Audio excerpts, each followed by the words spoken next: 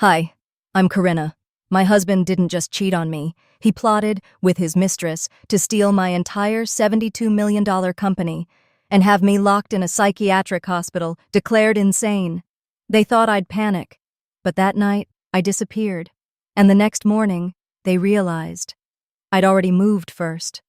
But the worst betrayal? It wasn't him. It was the family who stayed silent and signed papers against me. So tell me, when your world collapses in silence, how loud do you have to fight to be heard? Before we dive in, what time is it where you are? And where are you listening from? Drop a comment. We're listening too. I've always been the youngest, the one everyone thought would mess things up. My sisters had louder voices, firmer opinions. I was the quiet one in the corner, observant, polite, and the last person anyone thought could build a $72 million company from scratch. But I did. It was a Thursday night, early October. The kind of evening where the Texas air starts to cool, and for a moment, Dallas feels gentle. I was in my study, a glass of ginger tea going cold beside a stack of quarterly reports. Lucan, my husband of 11 years, had told me he'd be at a dinner meeting with clients. Some out-of-town real estate investors, I think he said. I barely listened. That's the thing about routine. It dulls your instincts. My phone buzzed.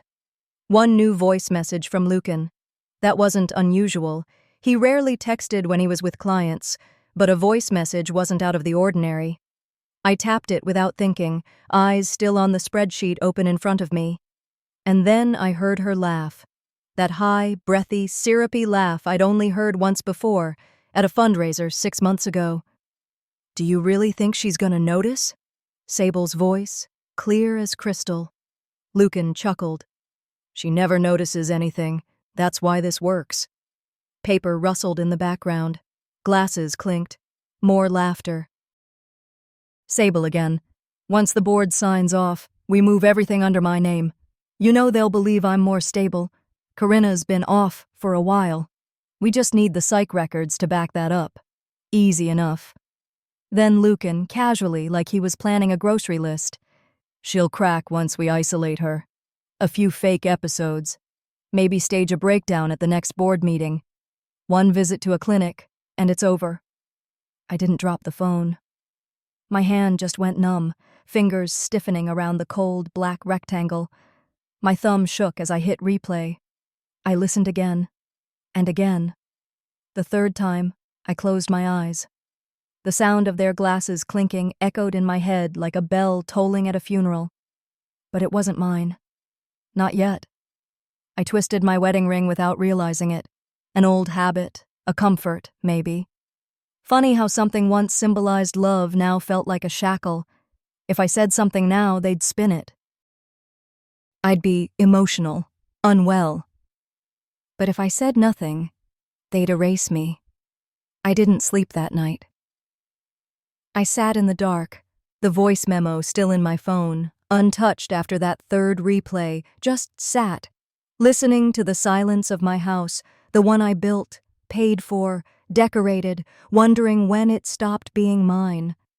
By morning, I'd convinced myself I needed more proof. Something undeniable. Something that wouldn't just shake the tree but bring the whole damn thing crashing down. So I went to the office. I dressed like nothing was wrong. Crisp navy blouse, wide leg pants, nude pumps. The woman they underestimated was about to walk through those doors. Lucan wasn't there, of course, still entertaining clients. But his assistant was. "Morning, Mrs. Ainsley," she said with a sugary smile, then handed me a folder. I took it without question. Habit again. She blinked twice and turned away, almost too quickly. I sat at my desk and opened the folder. I wish I could say I was surprised. Inside was a board presentation draft, half-edited, clearly not meant for my eyes. Right there, on slide 7, projected leadership transition, incoming co-CEO Sable Linwood. I blinked once, then twice. My eyes skimmed the financial projections, HR restructuring plans, and, God help me, marketing strategy slides framing the transition as a brand evolution. My own erasure, dressed up in corporate buzzwords. The assistant reappeared at my door, her face pale. Oh no. I gave you the wrong folder. That was meant for... I'm so sorry. I thought you were just... staff. Just staff. That line sliced deeper than anything in Lucan's voice memo. I sat still. I didn't say a word. Just nodded and slid the folder back across the desk. She took it with trembling fingers. I waited until she left before turning to the window. The city outside buzzed on, unaware. I looked down at my hand again. That same ring, still there, still twisting. And for the first time in years, I didn't feel married. I felt hunted. This is how they erase me, I whispered. And that memory came rushing back, reminding me how invisibility was stitched into me since childhood. I wasn't shocked by Lucan and Sable's scheme because it came out of nowhere. I was shocked because it fit too perfectly into a pattern I've known all my life. The way people look through you when they've already decided who you are. When your worth, in their eyes, is too small to matter. My brothers used to call me the ghost. Not out of cruelty, exactly. Just habit. I didn't take up space. I didn't make waves. I colored inside the lines and cleaned up after everyone else's mess. I was the youngest of 4, 2 brothers, 1 sister, and me, born almost 8 years after the last one. A late-in-life, oops, my mom used to joke. Once, during a family dinner at my parents' house in Houston, we sat around the long oak table in the same arrangement we always did. Dad at the head, my mother to his left, and the rest of us falling into our usual seats like actors in a play we never rewrote. My brothers were talking over each other about oil stocks and commercial property, tossing around terms like margins and vertical acquisition with the swagger of men who'd inherited more than they'd built. I cleared my throat and said, "What if we took some of that land off 290 and turned it into senior housing? It's zoned right, and the population's aging fast. We'd be ahead of the curve." The silence that followed was brief, but brutal. My father looked up, smiled like a teacher humoring a toddler, and said, "That's cute, Corinna." Then he turned back to my brothers and said, "Anyway, like I was saying about the Q3 portfolio." Just like that. No rebuttal. No real acknowledgement. Just a soft pat on the head and back to the real conversation. That dinner was over 10 years ago, but it might as well have been last night. That look in my father's eyes, like I was a distraction. The way my brothers didn't even pause. The way my sister kept cutting her steak without flinching, without defending me, without meeting my eyes. I built my company in that silence. Out of spite, maybe, or survival. Now, standing in my office in Dallas with that cursed voice memo still fresh in my mind, I felt like the same girl at that dinner table, smart enough to see what was happening, but not important enough for anyone to care. I turned away from the window and sat down slowly, like the air had gotten heavier. The sun had climbed higher in the sky since I arrived. Morning was already shifting toward noon. I reached for my blazer on the back of the chair, needing its comfort, its structure. As I slipped it on, my fingers brushed against the brooch pinned to the lapel, a small, antique-looking flower with faded gold petals and a tiny pearl in the center. It had been my mother's. Last month, at our family's anniversary gathering, a yearly performance of toasts and fake hugs, I'd brought the brooch out and handed it to my niece as a keepsake. I'd made a quiet little speech about legacy and memory, trying to pass something meaningful forward. Lucan had leaned over to Sable and whispered something. She covered her mouth and giggled. Then my cousin Mason, full of cheap wine and cheaper manners, said loud enough for the room to hear, "Looks like something you'd find at a thrift store." A few people laughed. Most just looked away. I'd smiled. I always smiled. But later that night, I took the brooch back from my niece. Told her I'd get it cleaned properly first. She didn't ask for it again. And here it was now, pinned to my jacket like armor I didn't realize I'd need. I stared at it, my fingers tracing the edges. The pearl was loose, The gold was worn, but it was hers. It was mine. They mocked it like they mock everything that comes from me. I pressed my thumb against the metal until it hurt. "They never saw me then," I whispered. "They don't see me now." The phone on my desk buzzed, a reminder about the upcoming board prep call. I didn't move to answer it. Not yet. Because suddenly, it wasn't just about betrayal. It wasn't just Lucan and Sable. It was everyone. My whole life, I had tried to be useful enough to be seen. Quietly good. Respectably capable. And all it ever earned me was a seat at the kids' table while the adults carved up my future. Not anymore. I looked around my office. The one they thought they could take. The one they were taking, behind closed doors, with board presentations and staged breakdowns. I had let them laugh for too long. But what I didn't know yet was that their plans to erase me were already written into law. I found out the moment I saw my name replaced on the papers that were supposed to protect me. It was late in the afternoon. I had stayed in my office longer than usual, hoping the quiet would help me think. The sun was casting long gold streaks across the marble floors, and the silence outside my glass walls felt too perfect, like the calm before something breaks. Janet, our office manager, had stopped by to drop off what she called standard review docs for Friday's board pre-read.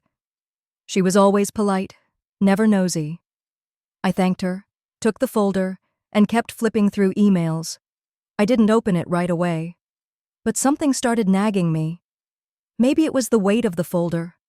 Or maybe it was instinct. That primal noise inside you when you know something isn't right, even if you can't say why yet. I slid the contents out. Financial statements, board summary slides, notes from legal, and a document I'd never seen before. The title read, Transfer of Authority and Ownership, Contingency Clause Execution. My name was printed on the top, Corinna Ainsley, majority shareholder, but the rest didn't belong to me, because I hadn't written a single word of it, and I definitely hadn't signed it. There, right at the bottom, was my signature. My full name, penned in a style so close to mine, it gave me a chill. At first glance, it was almost perfect. But I recognized the difference. Slightly tighter loops on the C, a tremble in the Y. It looked like someone had traced me. And in the margins, I saw handwriting that wasn't mine, notes in Sable's messy all caps, and Lucan's initials circling financial clauses. This wasn't an idea. It wasn't a draft. It was real. It was ready. They had already decided who I was going to be, a liability, a memory. I sat back, staring at the page like it might vanish if I blinked hard enough. My chest tightened. I could hear my heartbeat pounding in my ears, but my limbs felt like stone. I kept reading, even when the words started to blur. The document gave Lucan temporary control in case of mental incapacitation. Convenient, considering what I'd heard in that voice memo. They were setting the stage, giving their betrayal a legal frame. I wanted to storm into Lucan's office, throw the papers on his desk and scream, "Explain this to my face!" But I didn't. Because I could hear his voice in my head already, cool, measured, rehearsed. "You've been under a lot of stress lately, babe. Maybe you misunderstood." Or worse, "That's not even a real document. Are you sure you're okay?" And the moment I made a scene, the story they were building would start writing itself. So instead, I breathed, slow, controlled. I tucked the document back into the folder and left it neatly on my desk. I needed proof. More than this. More than my word against theirs. Around 6:30, most of the building had cleared out. I walked down the private hallway, swiping into the restricted archive room. My access still worked. That alone told me they didn't think I knew yet. Inside, the lights flicked on low and quiet. Rows of file drawers, fireproof cabinets, server access units, humming faintly.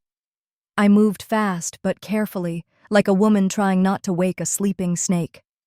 I found the source, matching document templates from our in-house legal team. One version had my original name on it, from years ago.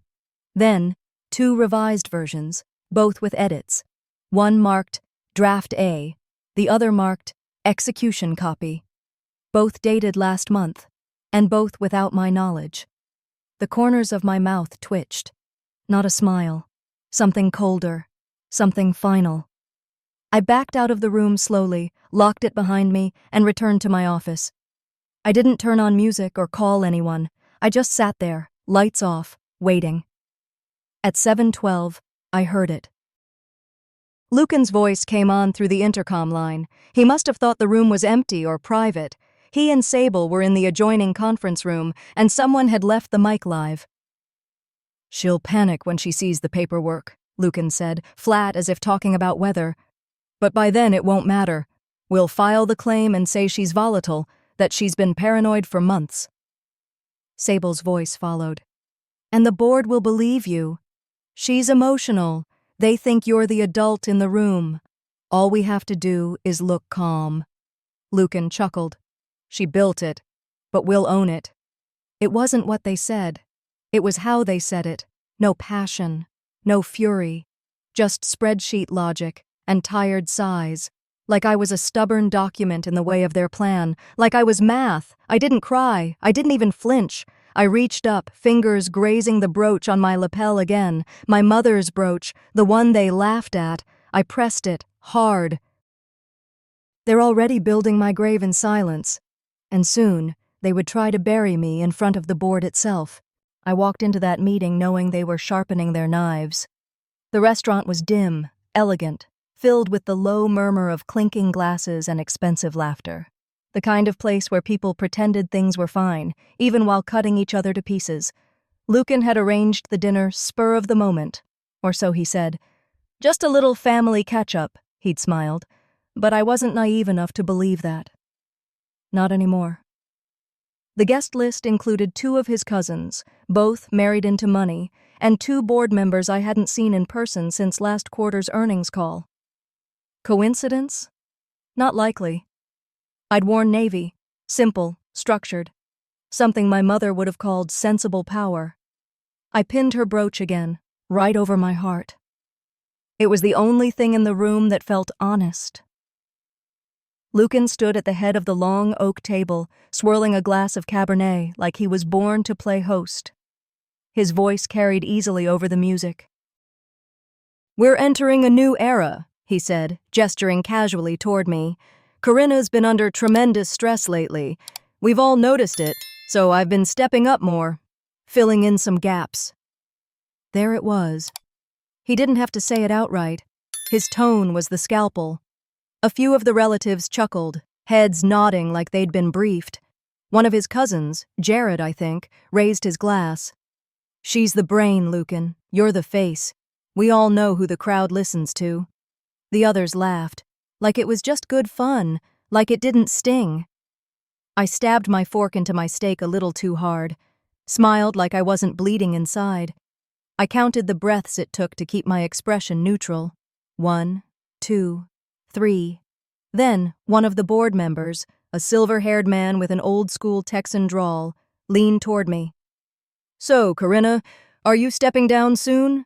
Lucan mentioned you've been struggling to keep things steady."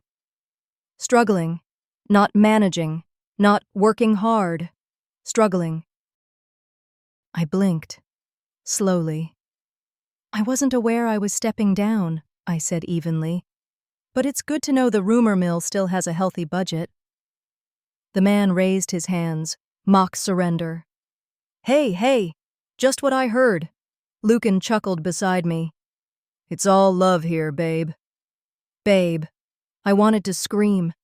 Instead, I took a sip of water. Ice cold. Just like the room had become.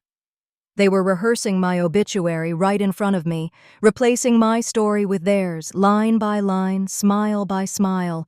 The meal dragged on. Fillets were served. Wine was poured. I barely tasted anything. Every glance, every comment was a thread being pulled from the fabric of my reputation. And Lucan? He was the conductor of the whole show. Charming, laughing, gently guiding the conversation like he was doing damage control for a woman on the edge. After dessert, while the others wandered toward the bar or out onto the terrace, I leaned in, my voice barely above a whisper. Why would you say those things? To them? To anyone? Lucan didn't flinch. He turned to me with that carefully constructed calm. Say what things? You know exactly what I mean. He sighed, then smiled. Corinna, you're too sensitive. You always overthink everything. I froze. He leaned closer. They're just concerned about you. Everyone sees how tired you've been. That's all. He reached for my hand under the table, gave it a gentle squeeze. To anyone watching, we were the picture of love, a husband reassuring his frazzled wife. But his grip tightened, just enough to remind me who was holding the knife. I pulled my hand back. I couldn't breathe. I couldn't scream. I couldn't even speak. They were turning me into the story they needed. The stressed-out, overwhelmed woman. The genius who'd burned out. The wife who needed rest, not responsibility. I excused myself, barely hearing the clink of glasses behind me. In the restroom, I locked the door and pressed my hands against the cool marble sink. The woman in the mirror looked polished, poised, but inside I was shaking. I touched the brooch on my blazer again. My mother's. The one they mocked. The one I wouldn't take off. It was the only anchor I had. If I stay quiet, I whispered, they'll bury me alive. If I speak, they'll call me insane. Outside, I could hear the faint hum of laughter, plates being cleared, music rising. And then the boardroom door opened, and I realized the trap had already been set. They had planned the meeting without telling me, yet somehow everyone else was already seated. I stepped into the boardroom late that morning, still holding the last of my coffee, only to be greeted by silence and too many eyes. The polished mahogany table stretched long beneath the glass walls, framing the Dallas skyline like a courtroom backdrop. 12 chairs, 11 filled, 1 left for me. Lucan stood near the head, clicker in hand, mid-slide, as if I were the one intruding. His voice didn't skip a beat. "Ah, there she is," he said smoothly. "We weren't sure you'd join us." A few people shifted uncomfortably, some giving polite nods, others pretending to study their notes. I walked to my seat, and sat without a word. My blazer still held the scent of last night's perfume, the kind I only wore to dinner parties where I had to fake a smile. Lucan clicked forward. Pie charts, forecasts, talking points. All dressed up in a language I helped write, but somehow no longer recognized. Leadership transitions, strategic redirection, health concerns. I blinked. Once. Twice. No one made eye contact. Not really. They glanced, they nodded, but no one looked at me. Except Carter, my brother-in-law, who leaned just far enough to murmur, "Don't worry. This won't take long." The bile rose before the rage. I swallowed both. Lucan cleared his throat. "As many of you know, Corinna's been under incredible pressure these past months. We've all seen the strain." He paused, waited for reaction. "It's nothing shameful," he added, turning toward me with a mask of sympathy. "But we owe it to the company to make sure every decision is made with clarity and care." And just like that, the room tilted. One board member, Marla, who once hugged me after my father's funeral, folded her hands and said gently, "Corinna, are you still able to keep up? The stress seems to be taking a toll." "We're just concerned." I couldn't tell if she meant it. I couldn't tell who did anymore. My mouth was dry. I reached for the glass in front of me and nearly knocked it over. They weren't just staging my removal. They were performing it. With rehearsed lines and staged pauses. The script had already been written. When the meeting ended and people began standing, Lucan stayed seated. He waited until the room was mostly cleared, then slid a folder toward me across the glass surface. "Take your time reading it," he said, calm and almost casual. "It's for your own good."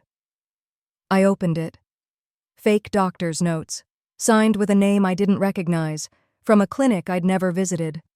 Phrases like chronic episodes, emotional instability, and clinical recommendation, rest and temporary treatment, all of it typed, formatted, falsely stamped. There were annotations in Sable's handwriting.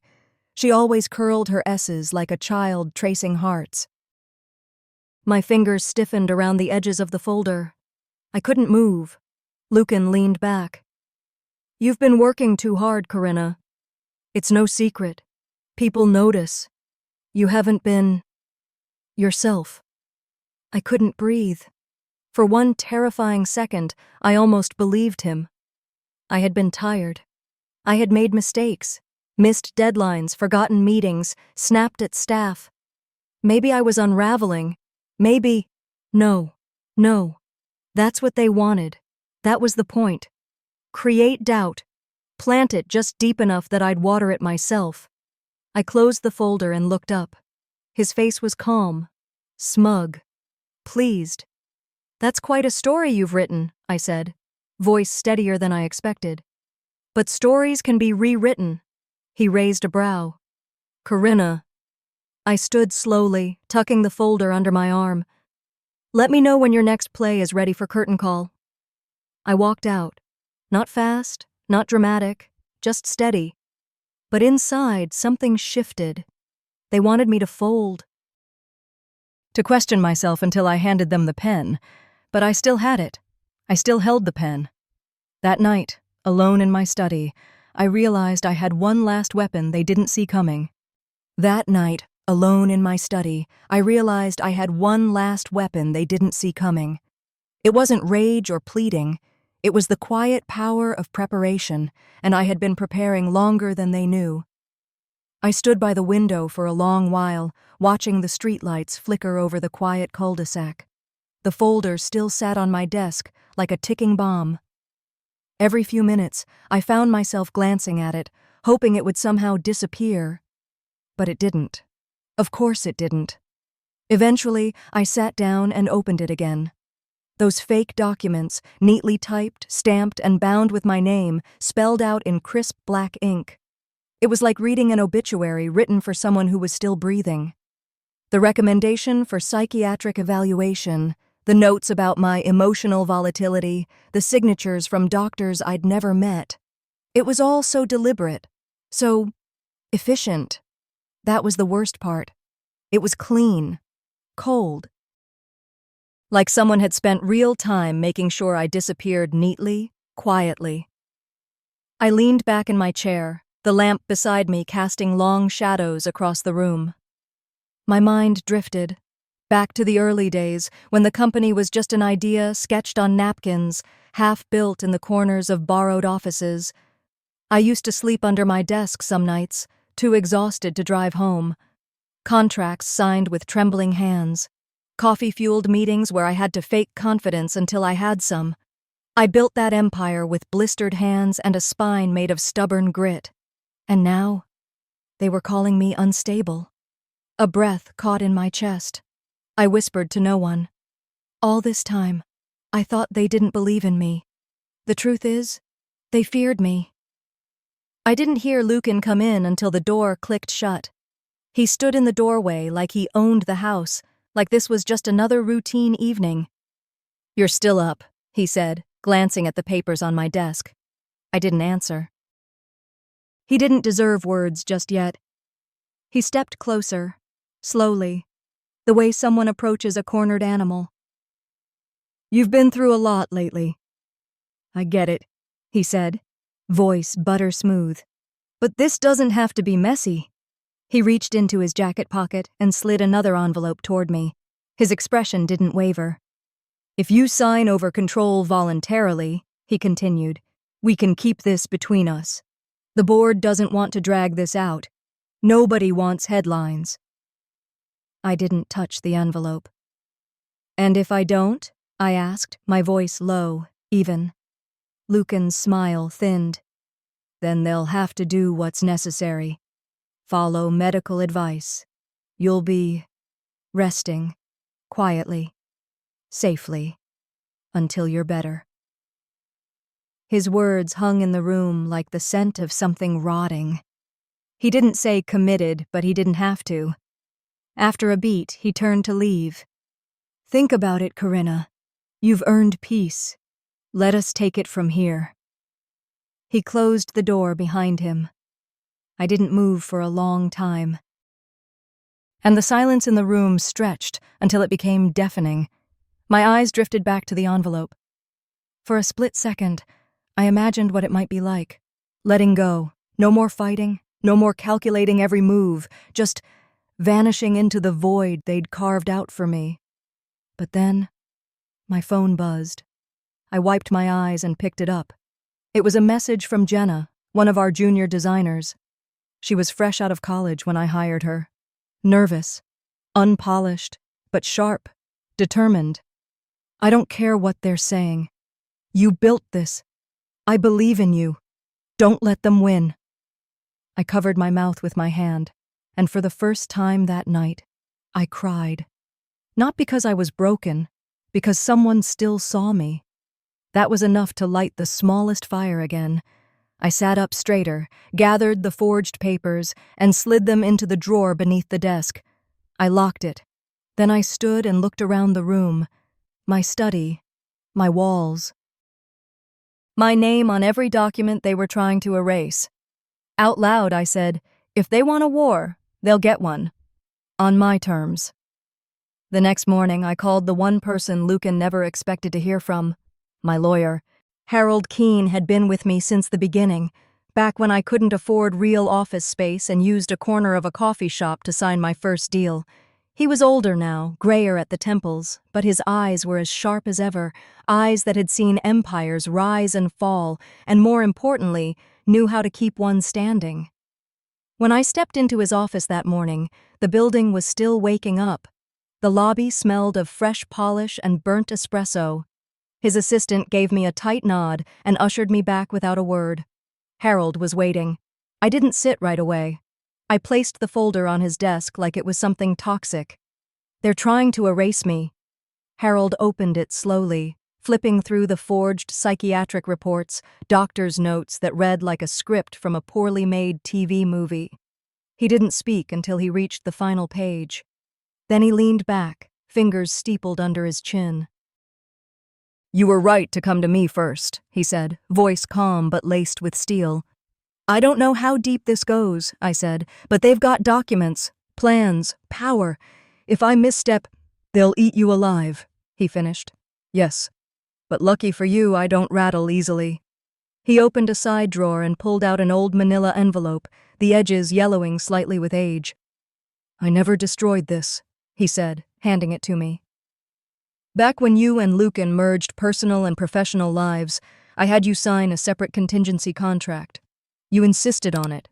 Said you wanted something to fall back on in case the future changed. I unfolded the document slowly. There it was, in my own handwriting and signature. A clause stating that in the event of fraud or betrayal, I retained full rights to transfer every share, every asset, without requiring board approval or Lucan's consent. I exhaled. Deep. Controlled. For once, I whispered, my paranoia paid off. Your instincts, Harold corrected, have always been your armor.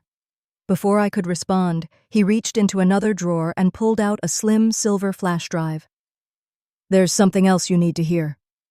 He plugged it into his laptop, turned the screen toward me, and hit play. A woman's voice, high, mocking, a little too loud. You think I care what she built? Let her cry into her spreadsheets. Soon enough it'll be ours. Lucan promised. She's barely hanging on anyway. I blinked. The voice was unmistakable. Sable. Harold paused the recording. Anonymous source. Came through our whistleblower inbox. It's already being passed around among a few private investors. Rumors move fast when money's on the line. She's careless, I muttered. She's arrogant, Harold corrected, which makes her dangerous. I sat in silence for a moment. There was power here, 2 ticking time bombs, one legal and one reputational. But the question was, when to light the fuse. Do I expose her now? I asked. Or wait? Harold leaned forward. If you push too early, they'll spin it. Make it look like a smear campaign. You need undeniable leverage, not just fire. Timing. I nodded slowly.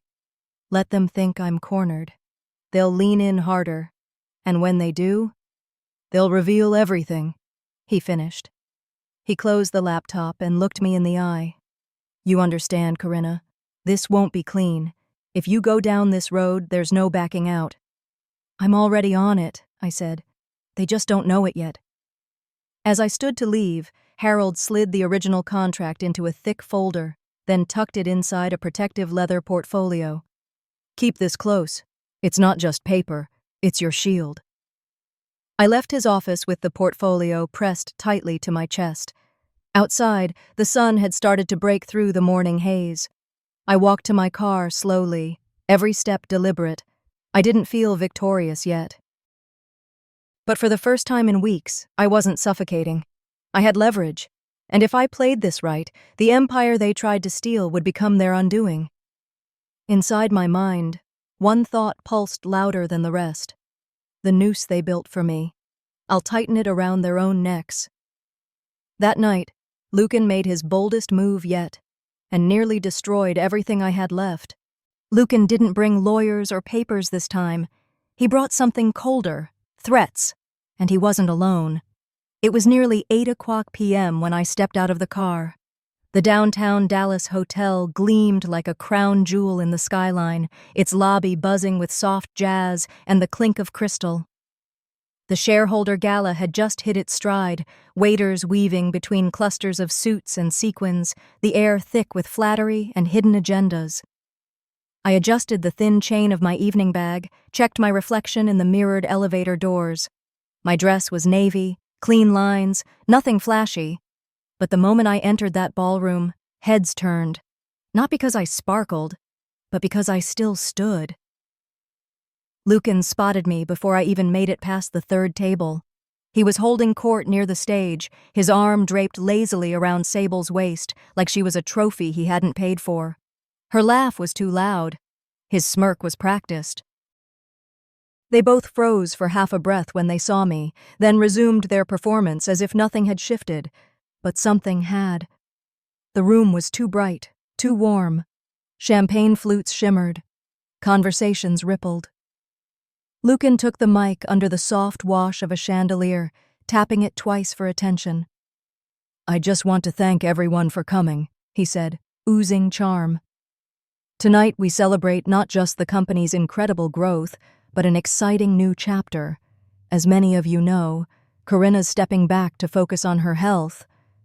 My heels clicked against the polished floor like a drumbeat as I walked up the side steps. I didn't wait for an invitation. I took the mic from his hand, turned to face the crowd, and said, Funny, I don't remember stepping down. Do you, Lucan? Gasps rolled through the room like a rising tide. A few glasses were set down a little too hard. Lucan didn't flinch. He smirked. Corinna, this isn't the place. No, I replied. This is exactly the place. His jaw clenched. Sable tugged at his sleeve, whispering something sharp.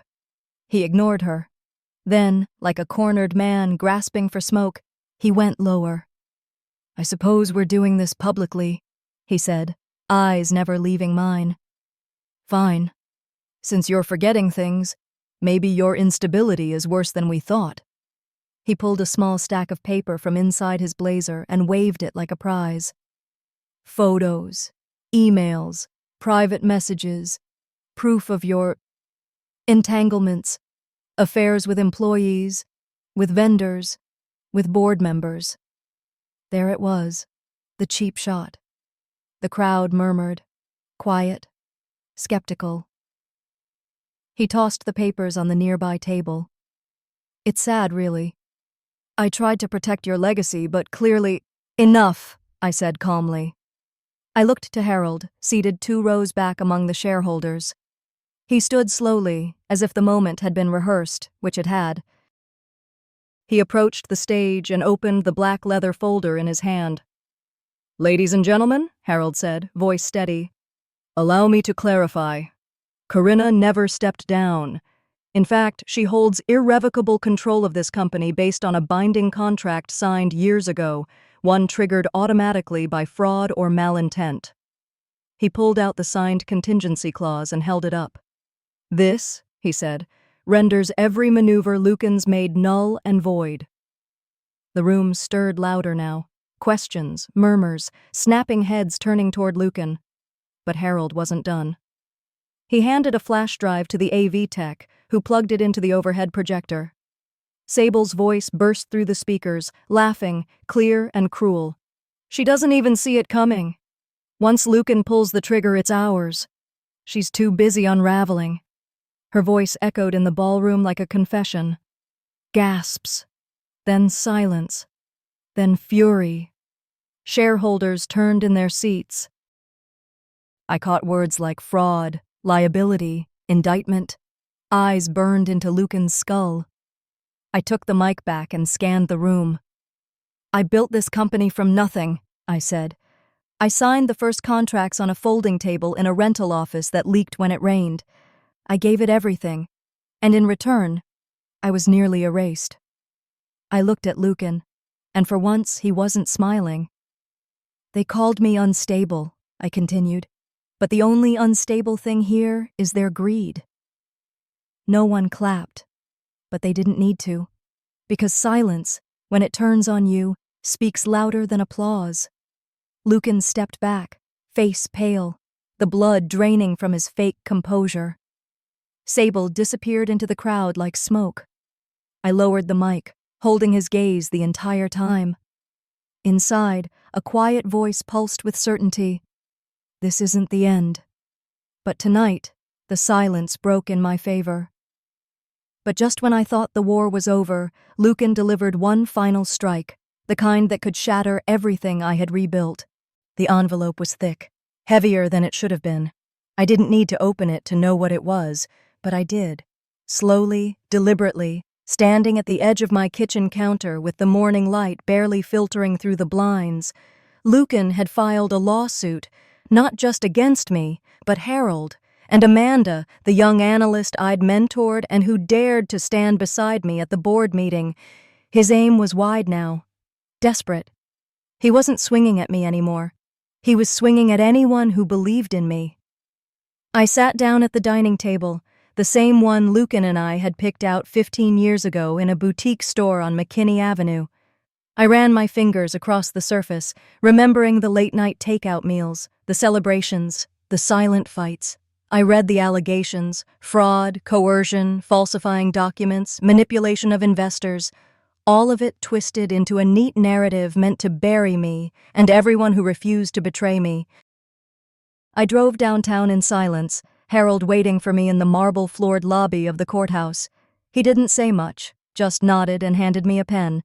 I signed the response papers without hesitation. Inside the courtroom, Lucan sat at the plaintiff's table like he was auditioning for a role. Calm, poised, pretending to be the man who once stood beside me, not the one who tried to erase me. His lawyer stood first, delivered a speech about mental instability, sudden board takeovers, the dangerous influence of outside parties. The judge listened with tired eyes, barely glancing at me. Then came the witnesses, one after another, former employees, distant cousins, even my aunt. One by one they spoke about how I'd seemed off, under strain, not herself. All coached, clearly, all eager to avoid whatever dirt Lucan had surely threatened them with. But when the judge turned to me, I stood. My heels didn't click. My voice didn't tremble. "I founded this company with nothing but a used laptop and a beat-up Toyota," I said. "No one in this room sat beside me at 2 a.m. When I was building pitch decks or signing checks, I prayed wouldn't bounce." I glanced around the courtroom, pausing on each face that once smiled at me at family barbecues or holiday parties. "I didn't steal anything," I continued. "I protected what I built, from the very people who tried to take it when they thought I was too quiet to fight back." Harold stood next. calm, unshaken. He produced the contingency contract. He played the voice memo. And then he handed over the court-certified analysis proving that Lucan's so-called evidence of my instability was doctored. The judge's gavel came down like a stone against the earth. Case dismissed. Lucan's reputation? Torn. But the part that broke me came later, when I learned that my own brother had signed an affidavit supporting Lucan's claim. The same brother I once bailed out of a foreclosure. And the same brother who stood at my wedding and toasted my unshakable heart. Back home, I didn't turn on the lights. I kicked off my shoes at the door and walked barefoot to my study. I poured a glass of wine, not to celebrate, but to steady myself. The house was quiet, not the kind of silence that follows a storm, but the kind that makes you wonder if the storm ever left at all. On the wall, I kept a photo from the day we launched the company, me in a blazer 2 sizes too big, hair pulled back, grinning like I had nothing to lose. Maybe back then I didn't. Now I had everything to lose, and somehow, I still stood. I whispered, not to anyone in particular, but maybe to that version of me in the photo. We made it through. Not without bruises, but we made it. I opened my laptop and began outlining a new structure, one built on truth, not fear. I listed names of those who'd stayed loyal. I drafted proposals, new hires, a new board, a new beginning, no fanfare. No press release, just me, my thoughts, and the sound of the future being quietly rebuilt. They had tried to silence me, to call me unstable, to turn my story into theirs, but I wrote my own ending. And as I typed, I smiled, not wide, just enough. The kind of smile that comes when the weight doesn't lift entirely, but you finally know how to carry it.